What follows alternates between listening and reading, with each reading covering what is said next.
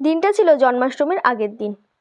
এই দিন প্রত্যেকবারই আমরা এই গোপুর খাট এবং পেছন দিকটা সাজাই।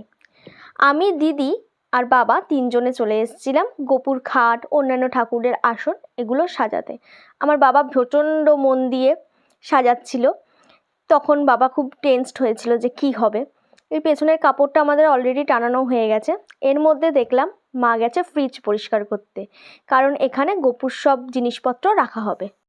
এই যে এই দোলনাটা এই বছর প্রথম, মানে এই বছর একেবারেই নতুন এই দোলনাটা। তো এই দিদি সব জিনিসপত্র নিয়ে এসছে গোপুর দোলনাটা সাজানোর জন্য। এখনও দোলনাটা সাজিয়ে নিচ্ছে খুব তাড়াতাড়ি করেই, কারণ আমাদের হাতে একদমই সময় ছিল না। এই দোলনাটা দিদিভাই এবার ওর বার্থডেতে গিফট পেয়েছিল। আসলে বার্থডেটা ছিল ও দিদিভাইয়ের, কিন্তু গিফট এসেছিলো গোপুর নামে, কারণ গোপু এখন সবার কাছেই ভীষণ স্পেশাল। এই যে পেছনের ডেকোরেশনটা আমাদের মোটামুটি হয়ে গেছে। এইটা ফাইনাল লুক।